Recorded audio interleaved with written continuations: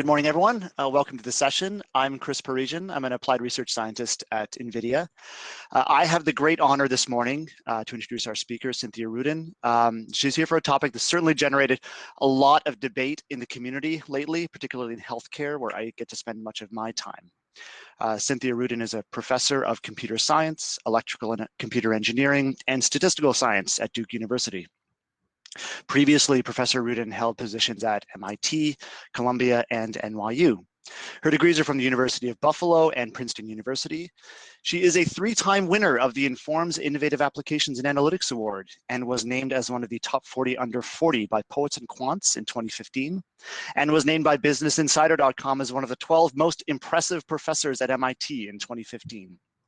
She served on committees for Informs, the National Academies, the American Statistical Association, DARPA, the NIJ, and AAAI.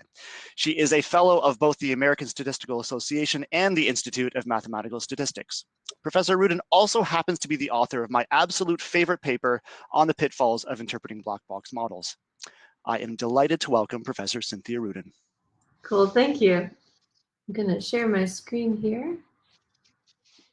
And pop that up. And up it goes. Okay, great. So I've been working on interpretable machine learning well before the whole idea of explaining black box models came about. I've been working on it for like 10 years, so I hope my insight will be helpful to you. Okay, so first I just want to define a black box model. It's a formula that's either too complicated to understand or it's proprietary, which means it's somebody's secret sauce and they don't want to share it. Okay, so what happens when you use a black box? Well, several things could happen. This is one example. Which is that you could get several years of extra prison time. And this is the example of Glenn Rodriguez, who was sent to prison at a young age for a crime he committed as a kid. And he was denied parole 17 years later. Why is that? Someone had incorrectly entered some information into a black box predictive model that was being used to predict whether he would commit a crime in the future. And at the parole board hearing, he compared his score sheet to someone else's and noticed an error in his criminal history features. And the model had up to 137 factors in it, so it wasn't that easy to spot the error. And this same situation probably happens to a lot of people with this same model, because this model is called COMPAS. It's actually widely used in the criminal justice system in the United States. And you know, if the model was interpretable, then it would have been much easier to spot the error. Okay, so what else could happen to you as a result of a black box model? Well, if you lived in California during the wildfires in 2018, you might have been using Google's daily air quality predictions to determine whether it was safe to go outside. And you might have seen Google's predictions that air quality was fine on days when people were also seeing a layer of ash on their cars.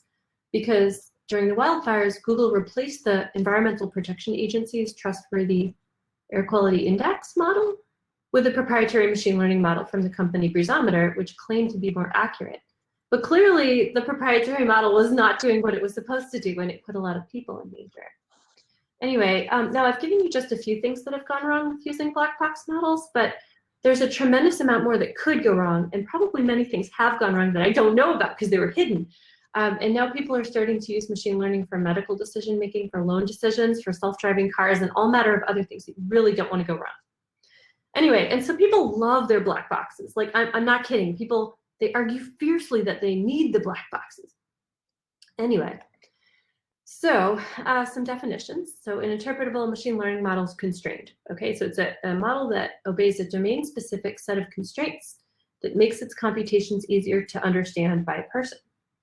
And I have a more technical definition that it's constrained so that it's either more useful or it obeys some kind of structural knowledge of the domain, like, you know, monotonicity or generative constraints or something like that.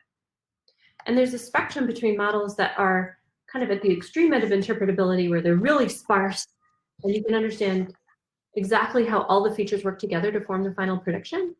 And then on the other extreme are models that are just loosely constrained. So for instance, like they might just be forced to increase along one variable, for instance.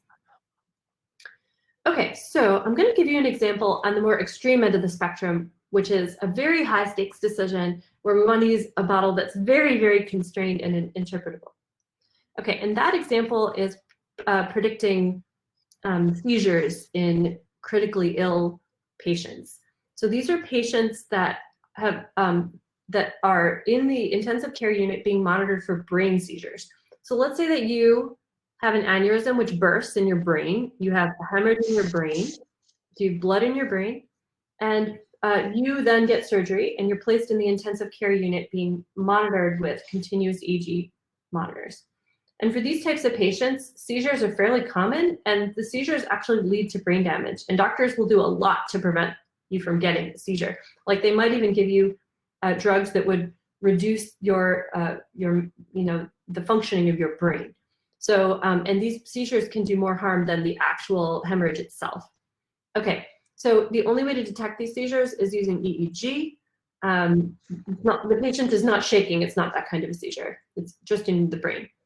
The problem, though, is that EEG is it's expensive and it's limited. There aren't enough monitors or people to do it for everybody, and so we have to be very careful how to allocate the monitors. Very often the monitors stay too long on patients that don't need them, and they don't get allocated to patients who do need them. Okay, so we worked with neurologists to design a model called the 2 helps 2B score that predicts seizures 6 hours in advance. I'm going to show you the model. It actually fits on the side of a PowerPoint slide, and it's it's going to look like a rule of thumb, going to look like people made it up, but it's actually a machine learning model. Okay, so this is it. So it's 2 helps 2B. It's 2 HELPS and then 2 points for the B. And then the doctors know what the neurologists know what these things mean. They know how to read these from the EEG. They add up the points, and then those points translate into a probability of seizure within the next 6 hours. Now, I have to say this because a lot of people misinterpret. So this model was not created by doctors. It was created by data fed into a machine learning algorithm. It is a full-blown machine learning model. And in fact, it's just as accurate as any black box model that you can apply to this data set. So you could try, your favorite, whatever, random forest or boosted decision trees, and you're not going to get more accuracy than this thing. Also, it doesn't force you to trust it like a black box model, right? Doctors can decide themselves whether to trust it. That's a really great thing about interpretable models. They don't force you to trust them. Also, doctors can calibrate the score with information not in a database. So for instance, if a patient, there's something that the doctor is seeing, they can say, I think that's worth, 1 point. So I'm going to give this patient an extra point. And the fact that these are integers allow you to do counterfactual reasoning. It's like, well, if I didn't get a point for this, what if I got this, this other thing over here? I could get a point. So it's just much easier to deal with integers than real values. Okay, now I know there's only 6 features here, but those 6 features were actually chosen from a database of over 70 features, and those features were chosen by an algorithm. So I'm going to just put up the algorithm here that created the 2 helps 2B score. It's called RiskSlim. RiskSlim solves an optimization problem. The result of that optimization problem is the 2 helps 2B score. And then there are 2 terms here. This is the logistic loss, which helps the model be nice, calibrated and accurate. And then this is a model size term, which tries to keep the model sparse, have few non-zero terms. And then this set of constraints here means that the coefficients are small integers, like they can be any number between -10 and 10. Okay, now, if you are an expert in optimization, you would see this and immediately say, but that's a mixed integer nonlinear program. That is really hard to solve. But we have algorithms to solve it. We have cutting plane algorithms that incorporate elements of branch and bound that can actually solve this problem in a reasonable amount of time. And we, of course, can compare with the black boxes and check the accuracy against the black boxes. But my point is that this mixed integer nonlinear program, which is ideally what you'd like to solve if you had infinite computing power, that should be a problem that computer scientists deal with and not doctors. Okay, so now, when the patient comes in with their burst aneurysm, they get their surgery, the doctor the neurologist looks at their EEG score and says, oh, the patient has a 2 helps 2B score of 3. I'm going to place them on monitoring for a long time, so at least 72 hours, and start them on preventative medications for seizures. Now, so far, the 2 helps 2B score has been validated on an independent multi-center cohort. I wasn't involved in the validation study. This was my colleagues who did this, the doctors. And the data that we built the 2 helps 2B score from was in blue, and this is predicted versus true. So you want to be on the diagonal there, and you can see that everything's nicely validating between the initial study and the validation study. And also, you can see that the scores are nicely distributed along here. And that is thanks to the design of the 2 helps 2B score. That's thanks to the logistic loss there. All right, now 2 helps 2B has been implemented in several hospitals, and it's resulted in a substantial reduction in the duration of monitor. And so what that allowed the doctors to do was monitor quite a bit more patients, more than twice the number of patients that they were monitoring before. And it's led to some savings, but the important point is that since the doctors can monitor quite a lot more patients, they can save more, they can reduce brain damage and save more patients' lives. Okay, so that's how interpretable models are supposed to work. But a lot of people just don't believe me that they don't lose accuracy. Like I keep saying, yeah, you know, we're not losing the accuracy, but you know, we really don't lose accuracy. And I'm going to give you some examples here. So I want to go back to the COMPASS score, because this model, like I said, it's using up to 137 factors. It's a proprietary model. How accurate is it, right? Our taxpayer money is paying for the use of this model. So we got some data from Florida, from ProPublica, when they published their article about COMPASS, and we compared the accuracy of COMPASS to the latest machine learning method that had come out of our lab at the time, which was called Corals. Corals is an optimal decision tree method. It designs decision lists, or one-sided, or rule lists, one-sided decision trees, like little itty-bitty trees. And so we sent the data into Corals, and it produced the following machine learning model that fits in the bottom of the PowerPoint slide. Okay, so we looked at this model. Okay, so the model says, you know, if you're young and male, and then predict arrest within 2 years of your COMPASS score calculation. Also, if you're a little older and you have some prior offenses, predict arrest within, again, 2 years of that COMPASS score calculation. More than 3 priors, predict arrest, otherwise predict no arrest. And we looked at this and we thought, there is no way that that model can be as accurate as COMPASS, right? There's no way, but it was. And so this is 10-fold cross-validation accuracy. The different folds are in different colors. And, you know, not only this, but it doesn't matter which machine learning method you apply, you're still getting the same level of accuracy. So, and some of these models are really black boxes, like, you know, support vector machines with radial basis function kernels and boosted decision trees and random forests and so on. And, you know, compared to Corals, whose whole model is right there in the corner there, and it essentially produced the same model across all 10 folds. Okay, so now there was this huge debate about algorithmic fairness of COMPASS, and there's all these typos and all kinds of issues with COMPASS. But the truth is that we just don't seem to need COMPASS at all.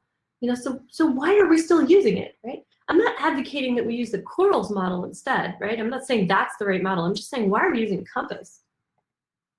Okay, so so far I just talked about interpretable machine learning and how it doesn't lose accuracy, right? Interpretable machine learning is when you don't use a black box. Whereas explainable machine learning is when you use a black box and then try to justify its existence afterward by explaining what it's doing. So you might start with the black box and then create another model that approximates it, and you call that the explanation. Or you might compute derivatives of it or visualize what part of the input the model's paying attention to. The issue is that there's a real chasm between interpretable models and explaining black boxes. And a lot of people don't even know the difference. And I'm pretty consistent about my terminology here. Like, I'll use interpretable and explainable, but most people use them interchangeably, which makes the problem even worse. So let me go through some reasons why these things are not the same. So the first reason is called double trouble.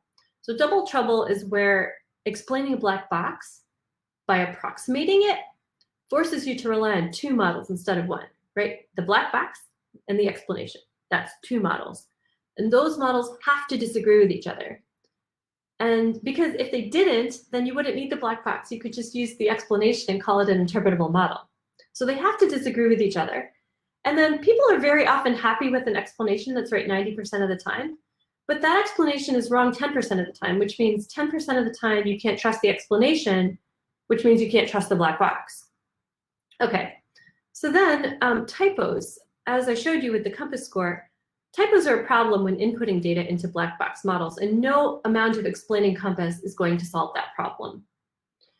And then also, if you can produce an accurate interpretable model, why should you explain a black box, right? Why should I be trying to explain COMPAS versus replacing it with a model that's as simple as the one from corals?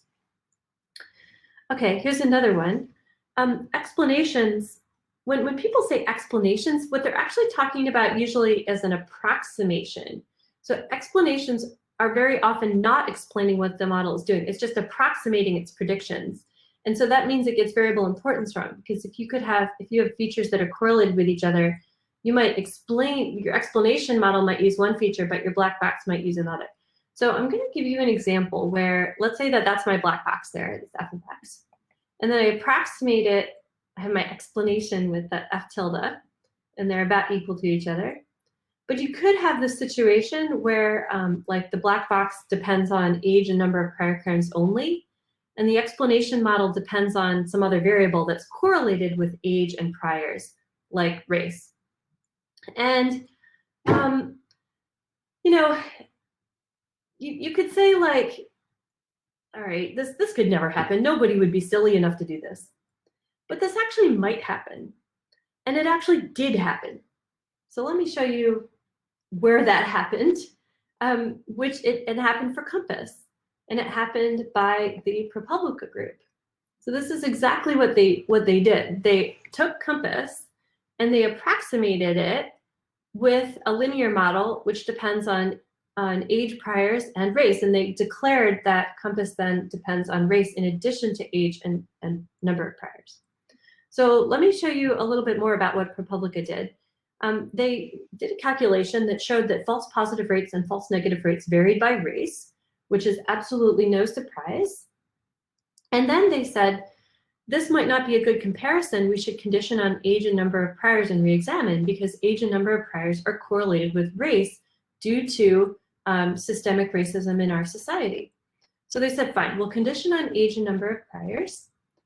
And after they did that, they still found a linear approximation to COMPAS with a low p-value for the race covariate. So they declared that then COMPAS depends on race. The problem here is that we don't think COMPAS is linear, and so their conclusion doesn't actually follow from their analysis.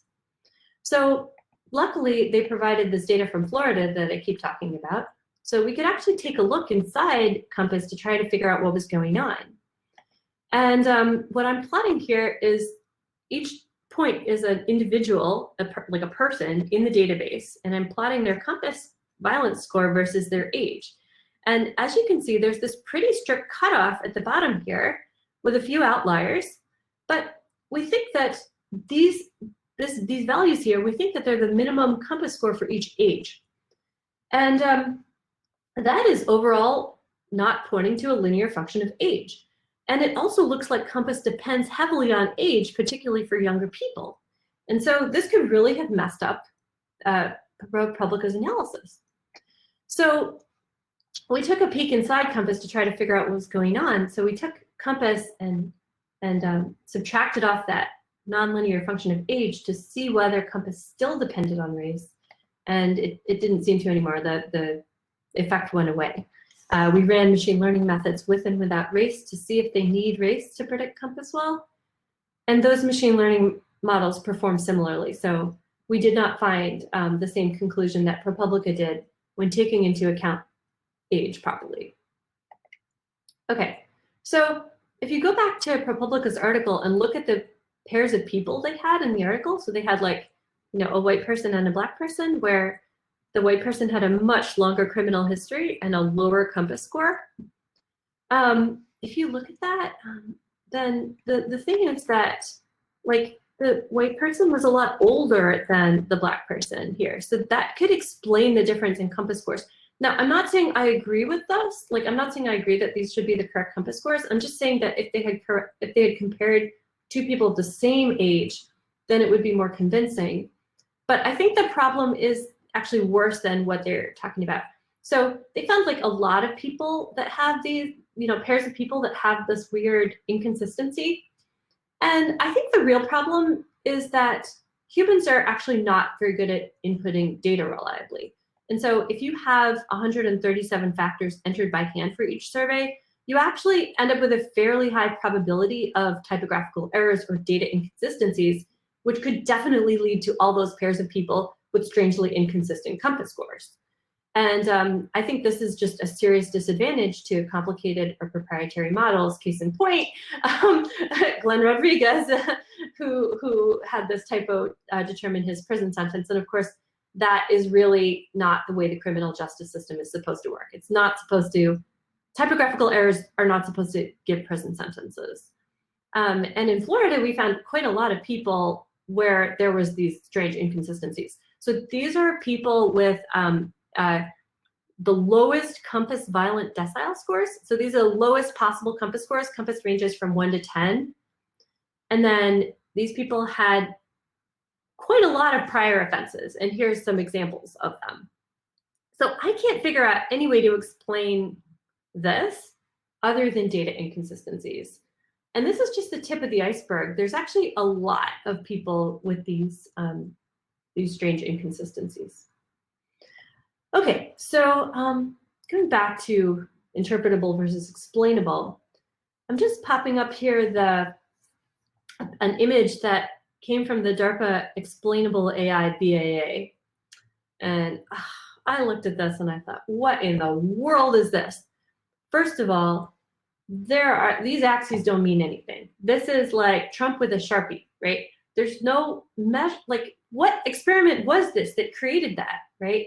It's supposed to indicate, it's like someone's supposed to be indicating that as you demand more, better and better explanations, your learning performance must decrease. Okay, so yeah, there's no quantification of how you measure explanation effectiveness or learning performance, and so this picture is meaningless.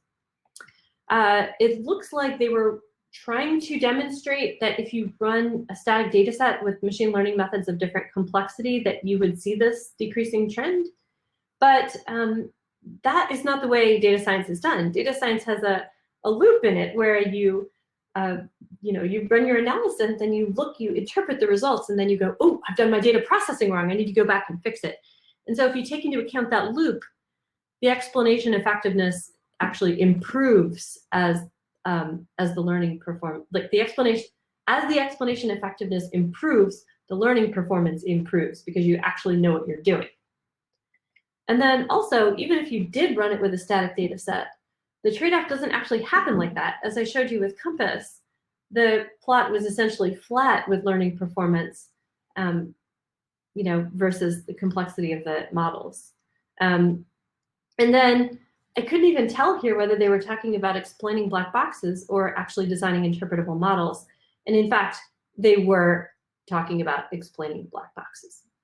So after that, I finally broke down and wrote this paper to try to explain all of this stuff to people. And it was originally entitled, Please Stop Explaining Black Box Models. But anyway, the editors made me change it. So now it's more commanding, like, stop doing this.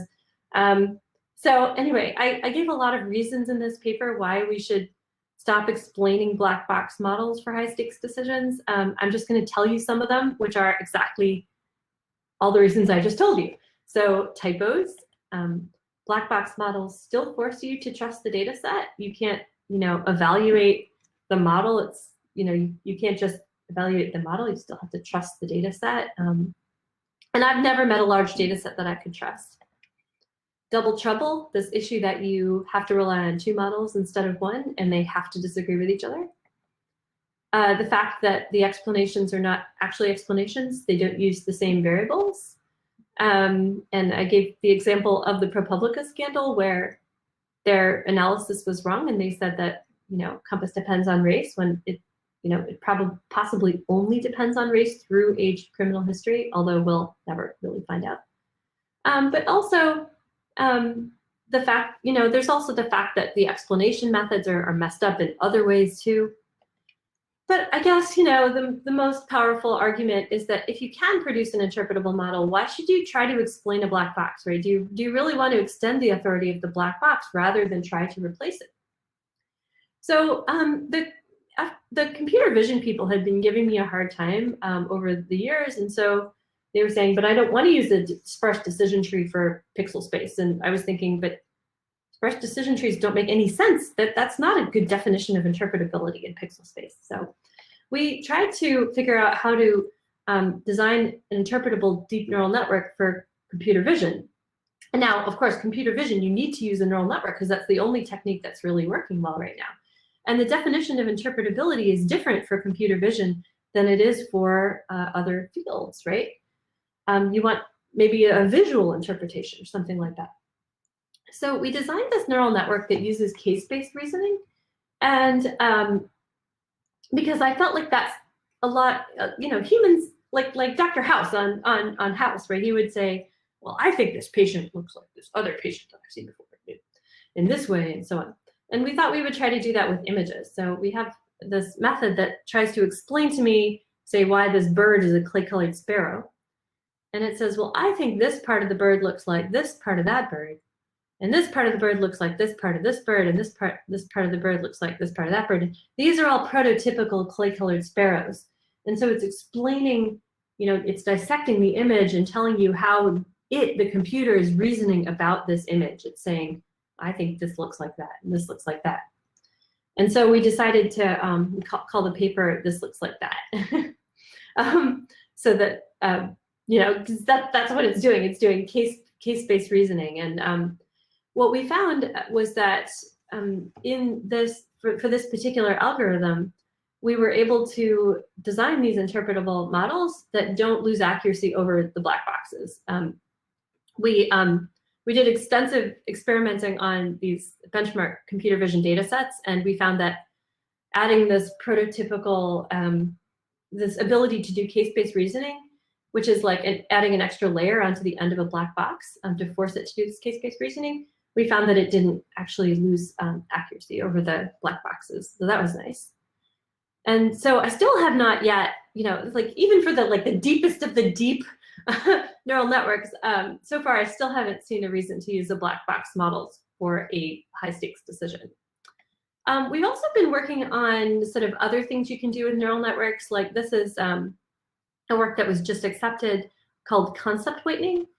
And the idea with concept whitening is that it's trying to disentangle the latent space of a neural network. CNNs are not naturally disentangled. You wouldn't find one node that's like the airplane node, where all the information about airplanes goes through that particular node. So what we were trying to do is just to see if we could disentangle the network. So let's say that we consider the latent space of a batch norm layer, and let's say that we were designing, sort of trying to figure out where all the concepts were, like all the airplanes are over here and so on and so forth. The issue is that those concepts are sort of distributed throughout the neurons in that layer, and so it uses a kind of a combination of the neurons, and it's not disentangled. And so what you'd really like is for these concepts to be kind of orthonormal. You'd like them to kind of be along the axes so that you could tell how much each concept is being used in the prediction. So we designed this concept whitening module that disentangles the space. It actually decorrelates and normalizes the space, and then aligns the axes of the latent space with the concepts that you're actually interested in, so that you'll have like airplanes along one axis and bed along this axis and something else along the other axis. And so it's really interesting looking at the CW module for different layers. Like, 2 layers in, the network isn't really capable of detecting an airplane. And so it's actually creating its own abstract concept of airplane, which is a blue background with a gray object in the middle. And for bed, it actually produced these like kind of warm colors. And then for person, the concept of person, it produced dense textures. Whereas if you apply CW to the later layers, it actually kind of knows what the concepts are and really aligns the neural network axes along these different concepts.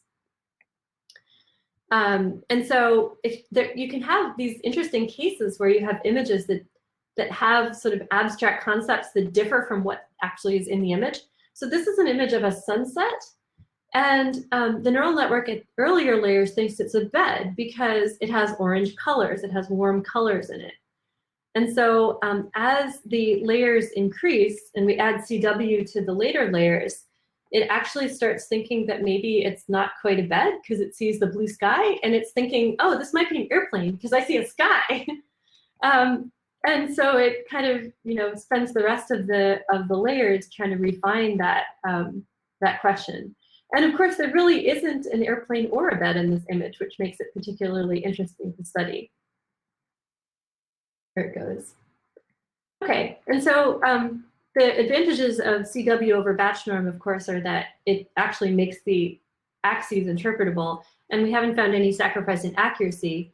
And it's also really easy to use. You can, as long as you have, as long as you set it up right, you have to, have training data for the concepts.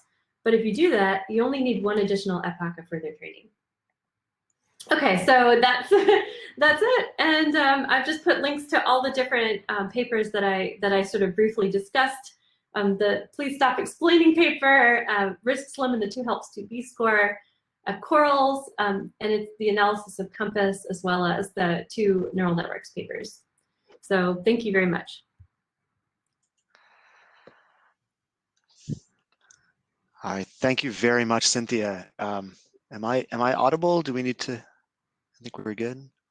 Yeah. Okay, good. I am audible. Excellent.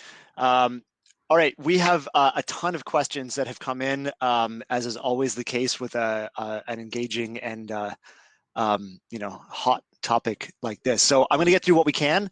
Hopefully, the session doesn't cut us off, but we'll see what we can do. How far does interpretability, as you've defined it, allow for true knowledge discovery? So that's, again, a question that really depends on the domain. So for we're working, I'm just going to give an example because I can't answer this in general because it's not possible to answer in general.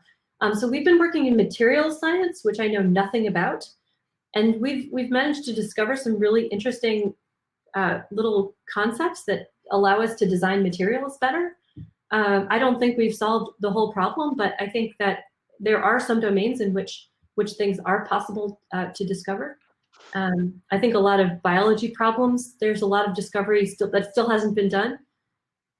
For some domains, it may not be possible to discover things because everything's already been discovered. It's all common sense. I don't know. Thank you. Okay, so if you use an interpretable model, but you've end up having something like hundreds or thousands of different features, it can get hard to explain this to stakeholders. Do you have recommendations to help that? So again, this is so dependent on the domain. So if you're using tabular data, I haven't found that you needed hundreds of thousands of features. And a researcher who I like to point to is Rich Caruana, who's been working on raw medical records with additive models, and he hasn't found that. I mean, he's probably the best machine learning experimentalist alive today. Maybe I shouldn't say that because I would insult people, but that's what I truly believe. I think very highly of him and his work, and he has said that he's doing fine with additive models in raw medical records. If you're talking about images or sound waves or something like that, then you need a neural network. But in that case, the definition of interpretability has to change. And so that's what I was trying to get at with the this looks like that and the concept whitening and so on. Okay, thank you. Okay, I'm going to selfishly ask my own question because I get to do that as MC. So there's a bunch of new laws that have been coming in lately in a lot of different jurisdictions, privacy laws, and they've started talking about explainability and algorithmic decision making. In fact, Canada just announced this yesterday, I believe, that we're going to come out with legislation asking for this.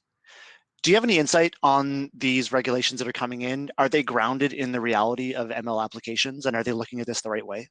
So I'm always scared of regulations because they always say things that don't mean anything. Like these policymakers, they write stuff that doesn't actually mean anything. So if you look at, for instance, the credit industry, they're heavily regulated, right? Their models have to be interpretable, but they're also proprietary, which is nuts because then if you have something wrong with your credit score, you have no way to know what actually they give you some lame explanation for why your credit score went up, and you're like, what? Yeah, I don't know.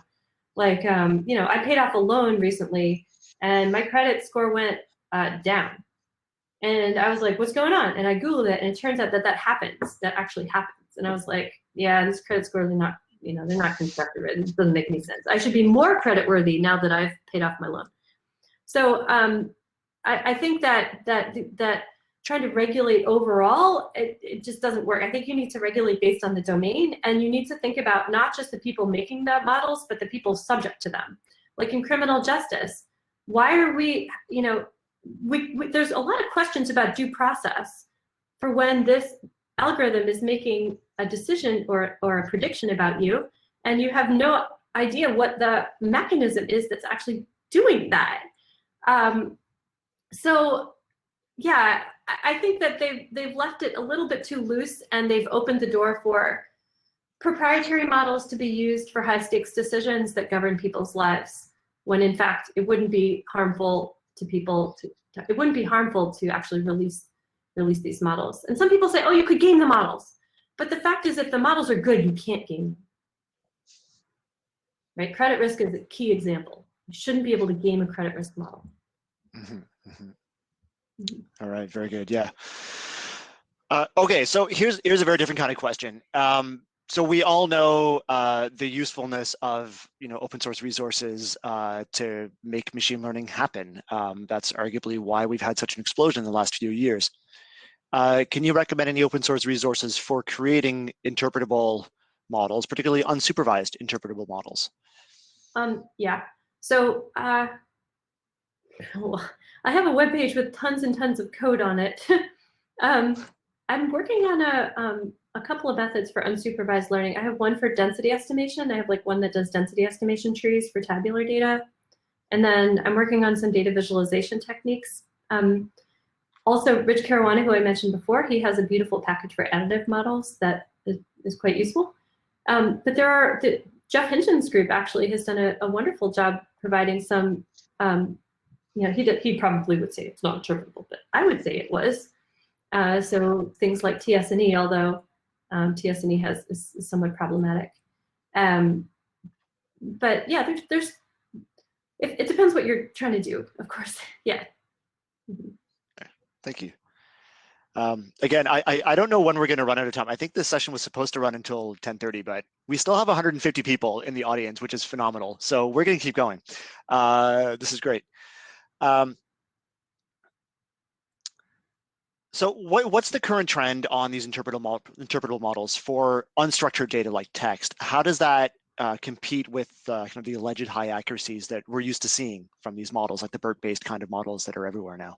So text is an interesting one, because that's actually one that I can't answer very well because I don't really work on text, but I actually haven't found a reason to construct interpretable models for text because humans can read text. So like there's some domains where you don't really need an interpretable model, like for instance, like text, the learning algorithm comes up with something and the human can just go, no, that's not right. I can read that myself. So it's not clear that there's really high stakes decisions involving automatic reading of text. I mean, some people can. I'm going to counter that right now, though. I mean, a lot of the text applications that I work with, for example, end up dealing with huge amounts of text, and so much that people can't plausibly read it, right? Even in healthcare, you start looking at longitudinal health records, and you're going to end up with like a single patient will have like a cabinet full of text if you were to print it. Yeah, that's true, but why do you need, so let's say the machine learning model comes up with something and it says, oh, I read in the patient's medical record that this and this and this, and I'm predicting that. The human can just go and look at what the what the text actually was that was being used for that prediction. It's not like that, it's not like you need to know exactly how that text was processed to produce that prediction.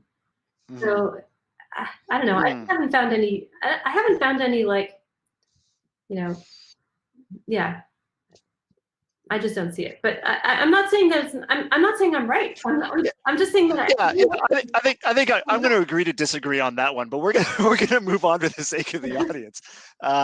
Anyway, so okay, we still have a ton of questions coming in, which is fantastic. Okay, how do you deal with model biases? So this always very much ties in with notions of fairness in modeling. Does this approach still work well with the typical approaches to dealing with model bias, like getting a lot of variety of data? You know, if it's in healthcare, trying to pull in from as many hospitals as you can, get fair cohorts. Does that still work? Is it the same kind of approaches you would apply? Well, okay, so fairness is a different set of constraints than interpretability. And fairness is actually much more difficult than interpretability in the sense that if you apply fairness constraints, you often can't apply the fairness constraints and maintain accuracy. Whereas interpretability, you can. And then another, because, you know, the fairness constraints actually contradict with accuracy, you know, because if you want to get, an equal number of people of different races predicted the same thing, that actually completely contradicts with accuracy. Another thing about interpretability is that it helps you assess fairness a lot more easily than trying to get it from a black box model, as I showed with the compass example. Like, we can debate about whether a model that uses age and criminal history is fair. That's much easier to debate about than compass, which we don't know what's in it. Right, right. Okay, we've had a few different questions come in kind of along the same lines. Is this really intended to be kind of the death knell for black box models, or are there applications where that really still does make sense to be using that there are some applications where, yes, we want to use interpretable models here, and in other ones it's okay to use a black box, and sometimes it's fine, we can try to explain it, but maybe we don't need to? Oh yeah, I'm fine with black box models. It's just I'm just talking about high stakes decisions, and you know, we always use black box models to compare with, right? Because they're not constrained, so they can produce accuracy levels that, you know, we need to get to that accuracy level of the black boxes when we design our interpretable models, because we don't want to sacrifice accuracy. So, and then like for things like advertising, like I know it's not clear to me that you necessarily need interpretability for low stakes decisions, although some people have told me that they actually value interpretability of recommender systems. But I think for those types of applications, I think explaining black boxes is just totally fine. It just, you know, it depends on the stakes of your application. And then also like I said, there are cases where black boxes are fine for high stakes decisions as long as a human can check it afterward. So an example is image segmentation. So there's a piece of code that was approved for use. It has FDA approval, and it just literally puts points around the chambers of the heart, and it just saves the doctor time so that the doctor can go in and fix it, right? But by having this thing do most of the work, it just saves the doctor time, and they can check it afterward. And so I think, you know, I don't care exactly how the internal mechanism is for putting those points on there, because the doctor can check it afterward. So it's fine if it's a black box. Okay. Well, okay, so somewhat related to this then. So you talked a little bit about, you know, the double trouble problem, right? If you're trying to use one model to help explain the model, and it's like they end up fighting with each other. And I suppose this is somewhat related, but it's a bit different. So there might be some room for movement in this. Can you use one model to detect errors in the prediction? Not just to try to explain it, but maybe it's just as a way of going, like, does this make sense? Should I be trusting this? As a way of like confidence in that prediction, detecting possible errors in that. Yeah, I think that's definitely possible, although I'm not seeing why you wouldn't simply just replace that black box with a model that's interpretable, because that's probably just as easy. I'm not sure about that, but yeah, there's nothing wrong with doing that at all. Okay. You just have to make sure that you're not justifying the black box when you don't, when it would be bad to use it. That's the kind of the point I was trying to make. Yeah. Okay. Okay. This one actually just came in a few seconds ago, and I like this one. So several years ago, we started seeing an approach of using matrix factorization models for giving you some, particularly, you know, we would see it in things like patient phenotyping, right? This was a way of going, especially like, you know, something like a non-negative matrix factorization. You can see like, okay, here's these factors. I can kind of understand what these mean. And we have someone asking about use cases for explainability in these matrix factorization systems for recommender systems. Have you seen that kind of work? Yeah, so we actually wrote a paper a while ago on the self-controlled case series method, which is a causal inference method, and we were using it to try to understand the latent factors of, these are like latent patients and latent drugs, because we were trying to match patients to drugs. And so patients have a lot of features, and so if you go down to these latent features of the patients and the latent features of the drugs, you could actually work in a much lower dimensional space and try to understand which patients were right for which drugs. That's something I've actually worked on, so I can actually say, yeah, I think there is a use cases there. And it's patients and drugs, so it's high stakes. Yeah, nice. Okay, so you talked a bit about tree-based models and how they can be used for interpretability. So as these tree-based models need to grow in order to get better accuracy, do you run the risk that as they grow, they become less interpretable? So like I said, it just totally depends on the domain. So there was a study back in when I started working in this field. It was already written. It was like years and years ago. I don't remember, but they said they actually did a study, and they found that sometimes sparse decision trees are less interpretable, and sometimes they're more interpretable. It just depends on, whether you want that extra level of detail in there. I've been trying to construct really sparse decision trees because there are very often applications where sparse decision trees are quite accurate, and so it'd be nice to just have that technology available.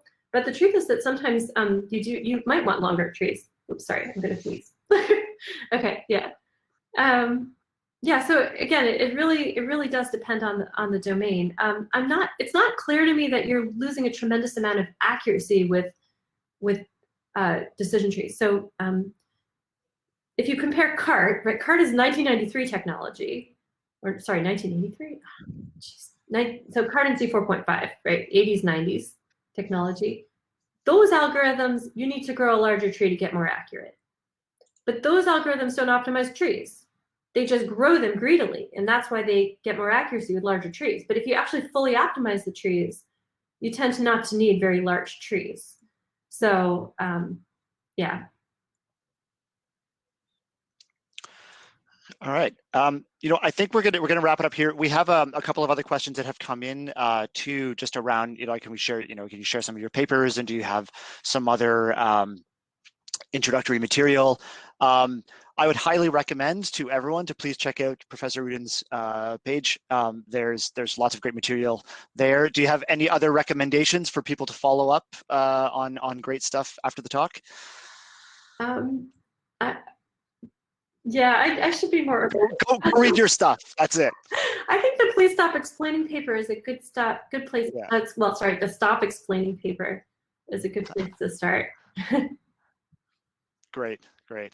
All right. One more time, I'm going to thank you, Cynthia, for such a wonderful, engaging talk. We had a huge audience, which is always a great sign. Unfortunately, because of the way this works, you're not going to be able to hear the thunderous applause, so we're going to have to imagine it. But thank you again for your time. My pleasure. I'll stick around and answer in the chat if I can. Okay, wonderful. Okay. Bye, everyone. Have a great day, everyone. Thanks.